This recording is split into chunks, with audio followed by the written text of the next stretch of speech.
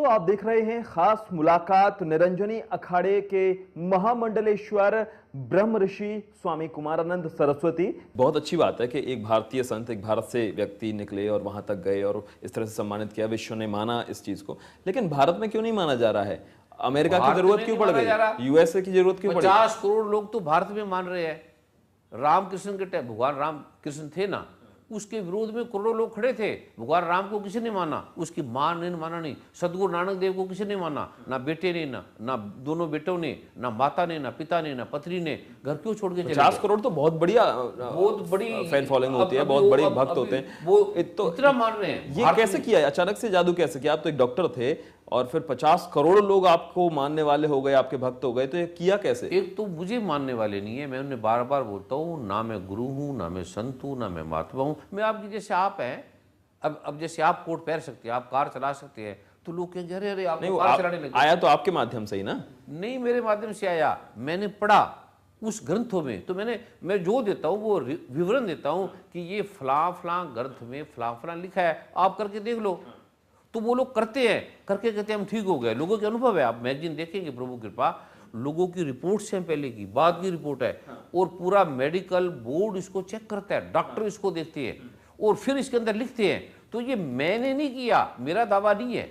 मैं दावे को ही पाप समझता हूँ। दावा से निकृष्ट कोई चीज नहीं है। अब हमारा क्या पता कलम रहे ना रहे, मैंने कभी दावा भी नहीं किया। लोग ऐसा कह रहे हैं कि हम ठीक हो गए। नहीं, मेरा ये सवाल करने का जो वजह थी वो ये थी कि आपके बारे में जब इंटरनेट पर सर्च किया जाए, पत्र पत्रिकाओं में पढ़ा जाए, तो उसमें यही बात सबसे प्रमुखता से होती है कि आपको सीनेट में सम्मानित किया गया, आपको यूएसए में बुलाया गया, यूएस में बुलाया गया, वहाँ की संसद ने सम्मानित किया, राष्ट्रपति भवन में बुलाया गया। तो क्या सिर्फ इसलिए आपको बड़ा आध्यात्मिक गुरु मान लिया जाए? क्या सिर्फ इसलिए आपकी आध्यात्मिक महत्वता को माना जाए, या कोई और कारण है?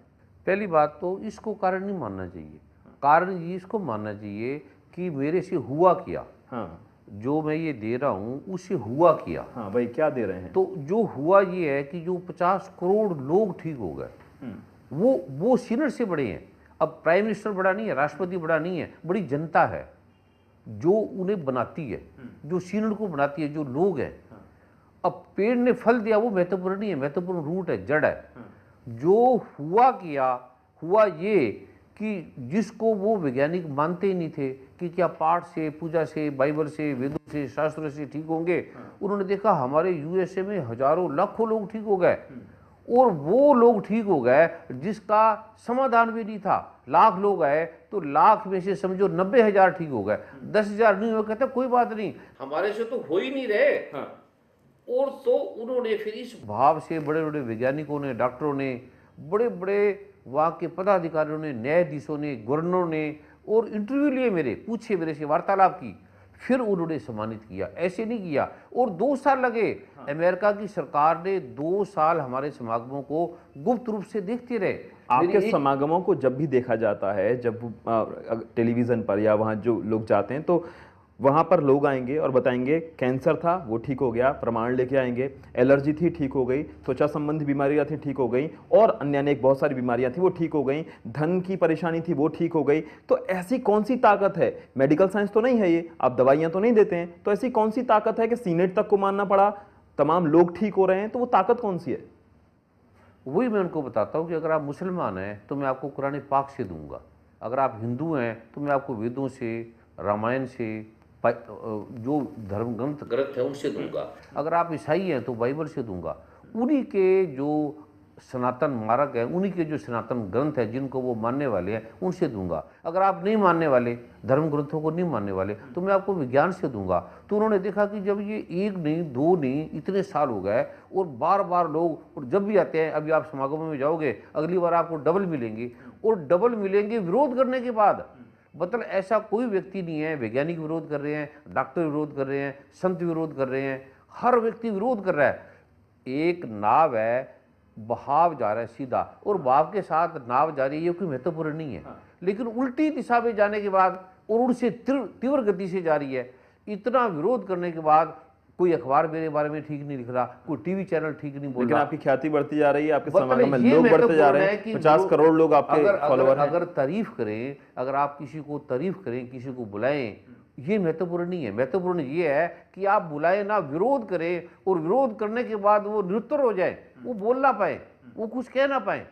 और विरोध जो करता है वो वास्तव में सत्य है, और जो तर्क करता है वो सत्य है, जो संदेह करता है वो सत्य है। और ये जो बड़े बड़े वैज्ञानिक थे ये संदेहशील थे, संदेह से विज्ञान बना। पहली बात तो मैं खुद ही संदेहशील था, मैं ये खुद ही नहीं मानता। मतलब विज्ञान के एंटी नहीं है, विज्ञान के खिलाफ नहीं है, आप आध्यात्म को विज्ञान के तौर पर क्या सामने रखते हैं? अध्यात्म ही विज्ञान है, विज्ञान ही अध्यात्म है। मैं अध्यात्म विज्ञान को दो मानता ही नहीं। एक भौतिक है, एक अभौतिक है। मैं पेड़, पत्ते और फल को और जड़ को दो मानते ही नहीं। जड़ का एक अभौतिक रूप है जो दिखता नहीं है। वो पत्ते हैं, वो दिख रहे हैं, फल दिख रहे हैं। अब फल कहते हैं आम का कोई जड़ नहीं होती, उसको वो ठीक कह रहा है, उसको नहीं दिखाई दे रही। और जड़ कहती है कोई आम नहीं होता, जड़ को आम नहीं दिखाई दे रहा, आम को जड़ नहीं दिखाई दे रही। पर मैं उन्हें कहता हूं ये दोनों एक हैं, जो तुम अलग अलग मान। स्वामी जी, आपने कहा कि आप अगर कोई ईसाई आएगा तो उसे बाइबल से समाधान देंगे, अगर कोई हिंदू आएगा तो गीता से समाधान देंगे, मुसलमान आएगा कुरान से, हदीस से समाधान देंगे। तो ये सारे ग्रंथ तो बहुत सुलभ हैं सबके लिए। तो उन्हें अपने घर पर पढ़े, और अगर कोई माने तो हर कोई ब्रह्मर्षि कुमार स्वामी हो सकता है। हाँ, हर कोई हो सकता, आराम से। मैं उन्हें बताऊंगा। अब आपके पास किताब है, नक्शा है, या आपके पास कोई औषधियों की किताब पढ़ी है, आपको पता नहीं है, तो अचानक किसी ने बताया कि आपका जो पेट खराब है इसमें एक हर्ड लिखा है, हर्ड के बारे में। तो आपको तो हर्ड क्या होती है? बोलो किताब आपके पास है, क्या किताब से थोड़ी ज्ञान मिलेगा? किताब के साथ साथ आपको प्रैक्टिकल बताने वाला भी तो कोई चाहिए ना। खाली किताब तो अर्थहीन है, पूर्ण होते हुए भी अपूर्ण है। तो जब वो बताएगा कि ये हर्ड है, इसमें ये लिखा है, इसके ऐसे ऐसे खाने से पेट ठीक हो जाता है, तुम प्रयोग कर लो, तो आप प्रयोग करते हो, ठीक हो जाते हो।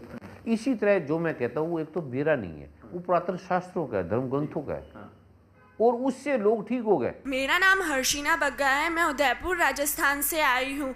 मेरे ब्रेस्ट के बीच में गांठ थी। मेरा ट्रीटमेंट डॉक्टर केसी व्यास से चल रहा था, जो कि उदयपुर के बहुत फेमस डॉक्टर थे। उन्होंने मुझे ऑपरेशन के लिए बोला था। उन्होंने बोला ऑपरेशन के सिवाय ये गांठ बिल्कुल ठीक नहीं हो सकती है। मैं बहुत डर गई थी। मैंने लगातार बीज मंत्र का पाठ किया, और डॉक्टर ने मुझे 1 जनवरी 2011 को बुलाया था ऑपरेशन के लिए। डॉक्टर ये खुद देख के हैरान हो गए थे कि वो गांठ उस दिन बिल्कुल गायब हो गई थी। लोग ठीक हो गए, लेकिन समागम में जो लोग आए, जिन्होंने आपसे संपर्क किया, वो लोग ठीक हो गए। तो क्या कल्याण उन्हीं लोगों का होगा जो समागम में आएंगे? जो समागम में आएंगे, जो कई लोग, लाखों लोग टीवी देखकर ठीक हो गए, वो कहते हमने टीवी देखा और हमारी समस्या दूर होगी। अब ये कैसी होगी इसका मुझे नहीं मालूम, परमात्मा जानता है। अब आप ये प्रोग्राम कर रहे हो, जो लोग इस प्रोग्राम को देख रहे हैं वो थोड़ा प्रयोग करें, अपने जूते बाहर निकाल दे, और जूठे बर्तन है वो बाहर निकाल दे, भाव से, प्रेम से बैठ जाए। हो सकता है अगर वो कोई धूप दीप जलाने वाला है तो धूप दीप जला ले, कोई नहीं मानने वाला तो ऐसी शुद्ध गंदगी से हटा दे। गंदे बर्तन है, बीड़ी है, सिगरेट है, शराब, ऐसी बोतलें निकाल दे घर से, जूते अलग निकाल दे, शुद्ध कर दे। क्योंकि ये मेडिकली ढंग से भी ठीक है। ये टोटके हैं या ये आराम? नहीं, सीधी सादी सी चीजें हैं। आप जो वायु ले रहे हैं वो स्वच्छ तो होनी चाहिए ना। आप जो खा रहे हैं पी रहे हैं वो साफ तो होना चाहिए ना। ये टोटके थोड़ी है, ये हमारे शरीर के लिए अच्छा है। और जो लोग ये इसको सुने, खाली जो मैं बोल रहा हूँ उसको ध्यान से सुने, और वो थोड़े दिन में कहेंगे हम टीवी, अभी तो हमने वो जो ये कह रहे हैं वो हमने किया नहीं, अभी जो पाठ दे रहे हैं, जो ये बता रहे हैं उसको किया नहीं है, अभी हम खाली टीवी देख रहे हैं। वो कहेंगे। स्वामी जी, आपने कहा कि समागम में नहीं, टीवी पर जो लोग देख रहे हैं तमाम लोग, उन सबका कल्याण हो सकता है, लेकिन आपके बारे में ये जानकारी है कि आप टीवी पर तो मंत्र नहीं बताते और इलाज आपका होता है बीज मंत्रों के जरिए। वही तो मैं बता रहा हूँ। आप कहते हो कि खाली बैठे बैठे हो गए। कुछ ऐसे लोगों के अनुभव है, अभी आप घर में टीवी लगाते हैं तो टीवी के म्यूजिक से सेक्स भी जगता है, क्रोध भी जगता है, आकर्षण भी जगता है। म्यूजिक, आवाज, साउंड से नाना प्रकार की गतिविधियां हमारे शरीर में अंदर होती है। गुस्सा भी आता है, उत्तेजना भी आती है, हर चीज आती है। तो जो हमारी आभा है, आरा मंडल है, वो ध्वनि से बनी है, साउंड से। जैसे आकाशवाणी दिल्ली, आकाश का अर्थ है वो तत्व जो सूक्ष्म अति सूक्ष्म है। आवाज आकाश को बोलते हैं, जो आकाश की गति है, आकाश का जो प्रभाव है, प्रारूप है। जैसे 5 तत्व हैं, पृथ्वी, अग्नि, वायु, जल, आकाश। आकाश अगर ना हो तो सारे विलीन हो जाएंगे। जल हो सकता है, जल के बिना आकाश हो सकता है, लेकिन आकाश के बिना ना पृथ्वी हो सकती, ना अग्नि हो सकती, ना जल हो सकता। इसलिए सूक्ष्म से जो सूक्ष्म ताकत है वो आकाश की है। अब जितना विज्ञान है, हिंदू है, मुसलमान है, सिख है, ईसाई है, ये आवाज से है। हाँ, यानी कि एक पॉजिटिव आभा से वो लोग ठीक हो रहे हैं, एक पॉजिटिव ज्ञान से ठीक हो रहे हैं, तो वो आभा तो आपकी है ना। आपने कहा कि मेरा कुछ नहीं है, मैं तो किताबों से पढ़कर इलाज करता हूँ, लेकिन वो आभा तो आपकी है। वो अब देखिए, अभी जो लोग पाठ करेंगे, जैसे कोई व्यक्ति किसी को गाली निकाल दे, शब्द ही है ना, और प्रणाम भी कर दे, ये भी शब्द है। महाभारत क्या हुआ, एक शब्द गलत बोल दिया। प्रेम की होता है, शब्द अच्छा बोल दिया। तो जब आप ये मंत्रों की या पाठ की या गुरबानी की या बाइबल की या कुरान पाक की या गीता की ध्वनि का उच्चारण करेंगे, तो एक तो आभा बदल जाएगी, नकारात्मक शक्तियां समाप्त हो जाएगी। दूसरा नंबर, कुछ व्यक्ति आपके घर में आते हैं, आती आपको उत्तेजना आ जाती है। कुछ व्यक्ति, जैसे बच्चा रो रहा है, उत्तेजित हो गया, कुछ घर में आते ही आपको शांति फील होगी, कहीं आप जाएंगे अच्छा लगेगा। अब गुलाब को देखते ही आपको अच्छा लगेगा, नींबू को देखते, अभी देखा है खाया नहीं, आपके मन में खटास आ जाएगी। और देखो भी ना, विचार कर लो आप नींबू के बारे में। अब आप माँ के पास बैठते हो, वो भी स्त्री है, बहन भी स्त्री है, पत्नी भी स्त्री है, प्रेमिका भी स्त्री है, पड़ोसी भी स्त्री है। आप बैठते हो, बैठने मात्र से आपके भाव बदल जाते हैं। जैसे ये मंत्रों का पाठ का आप उच्चारण करेंगे तो नकारात्मक शक्तियां बदलने लग जाएंगी। बदलते बदलते आप शांत होने लगेंगे, और धीरे धीरे नकारात्मक प्रवेश, अब हम इकट्ठे युद्ध क्यों कर लेते हैं, क्योंकि नकारात्मक सारे इकट्ठे हो जाएंगे। तो ये जो मंत्रों का जो प्रारूप है, ये नकारात्मक को सकारात्मक में बदल देता है। आपने कहा नकारात्मक से सकारात्मक हो जाता है अगर अच्छे लोगों का साथ हो, अच्छा सत्संग हो, अच्छे काम किए जाएं। वो सत्संग समागम के जरिए होता है। 350 से ज्यादा समागम आपके अभी तक हो चुके हैं, ऐसे हमारे पास खबरें हैं। क्या आपके समागमों का जो उद्देश्य है वो भी प्रचार प्रसार करना है, जैसा बहुत हो रहा है आजकल, या कथा प्रवचन करना है, या इससे ऊपर कुछ है? पहली बात तो हमारे समागमों का उद्देश्य है, जब मैं चिकित्सक था तो आप सोच नहीं सकते थे मेरी कितना कार्य था, कितने क्लिनिक थे मेरे, कितना मेरा काम था, वो मैंने सारा बंद कर दिया। फिर मैंने कहा अब जो जो मुझे चाहिए था मिल गया। अब ये जो चीज़ें उनसे भी नहीं ठीक हो सकती, इसे ठीक हो रही हैं, तो इसका प्रयोग मैंने हजारों लाखों लोगों पे किया। फिर मैंने कहा अरे ये सरल सा है, 5-10 मिनट का पाठ है, अभी आप कभी प्रयोग करो, बच्चे पढ़ते नहीं हैं, सब्जेक्ट को समझ नहीं रहे, तो आप उन्हें बोलो बेटे ये 5 मिनट पाठ कर लो। जो सब्जेक्ट उनकी समझ में नहीं आता वो समझ में आने लगेगा, वो हैरान हो जाएंगे। और किस किस तरह से बच्चे किस किस श्रेणियों को प्राप्त हुए, कैसे कैसे बन गए, ये लाखों लोग इसके प्रमाण हैं। जो समस्या है, अभी आप ये जो मैं दूंगा आप प्रयोग कर लें, सभी लोग सुन रहे हैं, लाखों करोड़ लोग सुन रहे हैं। खाली पति पत्नी में लड़ाई हो रही है, या घर में भाई भाई में किसी में विवाद हो रहा है, लड़ाई हो रही है, उसका समाधान नहीं हो रहा, बहस हो रही है, विवाद हो रहा है, तो जो मैं ये पाठ बताऊंगा, आप 5 मिनट, जैसे पत्नी लड़ रही है या पति लड़ रहा है, तो दूसरा 5 मिनट भी नहीं 3-4 मिनट मन में बोलेगा, पता भी नहीं लगेगा, और 3-4 मिनट में वहाँ शांति हो जाएगी, लड़ाई बंद हो जाएगी, शांत हो जाएगा, कोई समस्या का समाधान नहीं हो रहा। कोई बच्चे पढ़, इसे साइंटिफिक बेस पर कैसे माना जाए? तो वैसे ही हो गया ना, कोई चटनी के साथ समोसा खाने की सलाह दे रहा है, कोई कह रहा है कुछ कर लीजिए, 5 ग्राम तिल बहा दीजिए, उससे ठीक हो जाएंगे, तो ये तो वैसी बात लग रही है ना। साइंस का बेस क्या है? पहली बात साइंस का ये बेस है, पहली बात तो इसको साइंस समझ नहीं सकती, क्योंकि अब अंधा पूछेगा कि ये तुम लाल पीला नीला रंग कह रहे हो, इसकी साइंस क्या है, अब आप क्या बताओगे? अब आप पहली बात तो अंधकार से पूछोगे कि सूर्य, अंधकार पूछेगा आपसे कि सूर्य की साइंस क्या है, तो आप क्या बताओगे? गूंगे ने गुड़ खा लिया, ठीक है, तो दूसरा भी गूंगा है, दूसरा भी बहरा है, तो उससे आप गुड़ मीठा है कैसे बताओगे, मीठा क्या होता है कैसे बताओगे? पहली बात तो इसे गीता में, ग्रंथों में, शास्त्रों में कहा है कि ये वैज्ञानिक नहीं, लौकिक, जो विज्ञान है वो लौकिक विज्ञान है, भौतिक विज्ञान है, 5 तत्वों से बना है। इसको गीता में, शास्त्रों में, कुरान पाक में, बाइबल ने अलौकिक कहा है, ला इलाहा इल्लल्लाह। श्री गुरु ग्रंथ साहब में कहा है एक ओंकार सतनाम कर्ता पुरुष निर्भोर निर्वैर अकाल मूर्त अंजुनी से भंग गुरु प्रसाद जप। ये कृपा से सोचे, सोचना हुई ये सोची लखवार, सोच में नहीं आएगा, लाख बार सोचते रहो, करोड़ों बार सोचते रहो।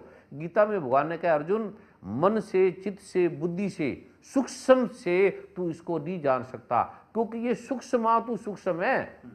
अब आप कहोगे ये मन से नहीं जान सकता, तीन तो मन है, चेतन अचेतन, कॉन्शियस सबकॉन्शियस, कलेक्टिव अनकॉन्शियस, कोई मन से नहीं जाना जा सकता, वो फिर विज्ञान है। बुद्धि से नहीं जाना जा सकता, वो विज्ञान है। हमारा जो विज्ञान है वो मन चित्त बुद्धि से ही जाना जा सकता है, क्योंकि मन चित्त बुद्धि का एक रूप है। ये पहली बात तो विज्ञान या जा ही नहीं सकता। अंधेरे को, सूरज को जानने के लिए अंधेरा वहां जा ही नहीं सकता। पहले तो यही मैं पूछना चाह रहा हूं, तो क्या विज्ञान अंधेरा है, विज्ञान गूंगा है, विज्ञान बहरा है? जैसा आपने कहा कि स्वाद तो ले नहीं सकता, तो विज्ञान क्या अंधेरा है? विज्ञान भौतिक विज्ञान है, पहले आप समझ लीजिए। भौतिक विज्ञान है, पृथ्वी अग्नि जल वायु आकाश। फिर दूसरा नंबर ये मैं थोड़ी कह रहा हूँ, वेद कह रहे हैं, श्री गुरु ग्रंथ साहब कह रहे हैं, बाइबल कह रहे हैं, वो सारे झूठ बोलेंगे। चलो मान लो गीता झूठ बोलती है तो कुरान भी झूठ बोलेगी। चलो मान लिया कुरान झूठ बोलती है तो श्री गुरु ग्रंथ साहब झूठ बोलेगा। चलो श्री गुरु ग्रंथ साहब भी झूठ बोला है तो वेद झूठ बोलेंगे। तो ये सारे ग्रंथ एक ही चीज को कह रहे हैं, एक है अल्हम्दुलिल्लाहि रब्बिल आलमीन, एक ओंकार, एको ब्रह्म द्वितीय नास्तिक, जो मन बुद्ध चित्त से बुद्धि से नहीं जाना जा सकता। तो कोई चीज तो होगी। यानी आपके समागमों में जो उपचार की पद्धति है वो आपकी नहीं होती है, वो पूरी तरह से मौलिक आपकी नहीं है, वो पुरानी हमारी जो जितने शास्त्र हैं उनका निचोड़ है, वही आप बता देते हैं। हाँ, वही इलाज ये है। मेरी नहीं है, जिसे हम सारे लोग भूल गए हैं, जो युवा वर्ग भूल गया है। वो भूलने से हुआ क्या है, सब ड्रग ले रहे हैं। 90% युवा गलत दिशा में चला गया, और होना उल्टा चाहिए। जितना विज्ञान, जितना सरकार योगदान दे रही है, जितना हमारे देश हेल्प कर रहे हैं, इतना विकास कभी भी नहीं हुआ। और इतना होने के बाद युद्ध हो रहे हैं, लड़ाई हो रही है, झगड़े हो रहे हैं। स्वामी जी 15 नवंबर 2011 को यूके की पार्लियामेंट में, जहां प्रधानमंत्री रहते हैं, वेस्टमिनिस्टर पैलेस में आपको सम्मानित किया गया था। एम्बेसडर फॉर पीस अवार्ड दिया आपको। आपने ऐसा क्या किया, ऐसा शांति के लिए क्या कर दिया कि इतना बड़ा पुरस्कार प्रधानमंत्री कार्यालय, प्रधानमंत्री के निवास पर आपको बुलाकर वहां सम्मानित किया गया? अब मुझे तो नहीं मालूम क्यों दिया, वो उनसे पूछ लो जाके। ये जो मैगजीन है, किताबें हैं, टीवी है, चैनल, उसमें उन्होंने दिया है। और उन्होंने वहाँ के लोगों ने कहा होगा कि हमारे ये दुख दूर हो गए, ये प्रॉब्लम दूर होगी, ये समस्या दूर होगी। मैंने कहा मुझे तो मालूम नहीं भाई, ये बाइबल में लिखा है, ये लिखा है, अगर तुम्हें ऐसा लगता है तो दे दो सम्मान। और सम्मान तुम्हारा प्रेम है, तुम्हारी भाव है, अगर दे रहे हो तो ये आपकी महानता है। या आप, और ये सम्मान, मैं उनको फिर बोला कि ये सम्मान मेरा नहीं है, ये श्री गुरु ग्रंथ साहब का है, ये कुरान पाक का है, ये बाइबल का है, ये धम्मपद का है, ये जिनवानी का है, ये मेरा सम्मान थोड़ी है। अब आपका कोई सम्मान कर रहा है, आप अच्छे बोल रहे हो, तो ये आपके टीवी चैनल का सम्मान है ना। तभी ये सवाल है ना। तो आपने क्या किया है? इतना बड़ा आपको ख्याति मिली है, इतने लोग आपको भगवान की तरह पूजते हैं, इतने बड़ी बड़ी जगह आपको सम्मानित किया जाता है, आप जो बातें कह रहे हैं वो शास्त्रों में लिखी हुई हैं, तो आपने क्या किया है? ये जैसे आपको हैरानगी हो रही है, ऐसे मुझे भी हैरानगी हो रही है कि मैंने ऐसा क्या किया कि मुझे ये क्यों सम्मानित कर रहे हैं।